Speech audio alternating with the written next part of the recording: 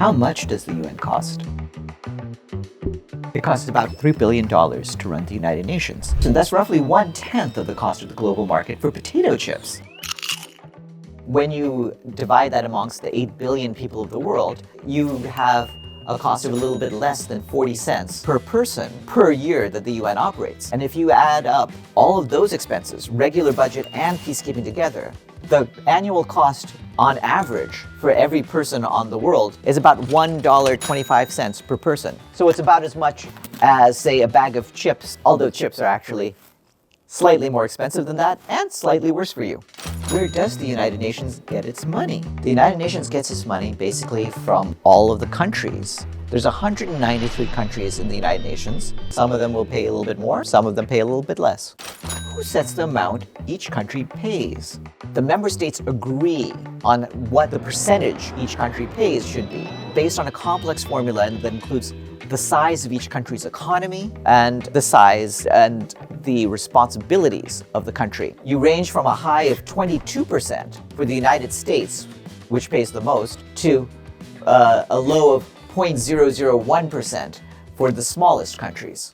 What happens if a country doesn't pay? If a country doesn't pay what it owes the UN for the equivalent of its past 2 years of debt, then it will lose its vote in the General Assembly. Countries try to avoid that, so a lot of them will try to make sure that however much they owe, it will be less than 2 years worth of debt.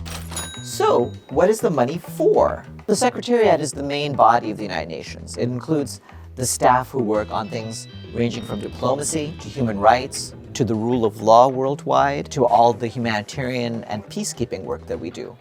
How does the UN prevent fraud and waste? The United Nations has many ways of having oversight over their money to make sure that none of it is wasted.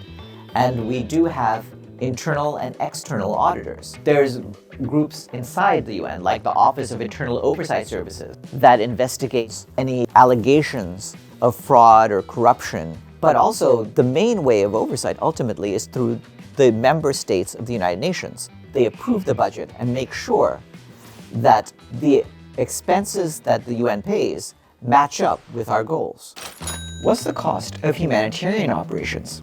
Humanitarian relief falls into a few basic categories, but the main ones have to do with food, drinkable water, shelter, and different assets, whether it's mosquito nets in some countries or winterized clothing in others. In 2021, we asked for $3.77 billion to help 174 million people in 60 countries. That was crucial life-saving aid, and yet even so, we got basically a little bit less than half of that. We have appeals where only 30% of our expenses are met, or only 20% of our expenses are met.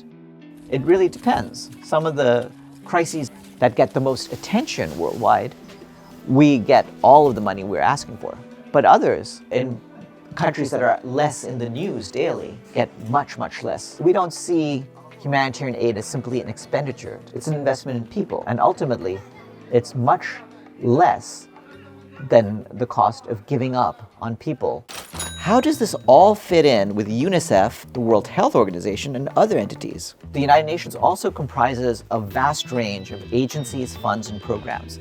They deal with all kinds of special issues, from the concerns of children, women, people with AIDS, atomic energy, our postal transactions, civil aviation. So there's a wide variety of them, and each one has their own budget and their own board of directors.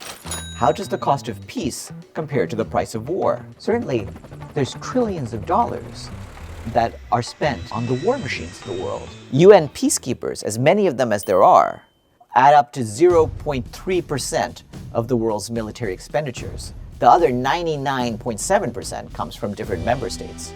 The war machines of the world build weapons that are used to kill people. The loss of human life deprives us all. We need to have a better way in life in the United Nations through its diplomatic work, its humanitarian work, its work on behalf of human rights, is trying to do what it can to establish a world where money can be spent for things that people really want. That is to say, a life of health, a life in which people are educated, a better life for all of them.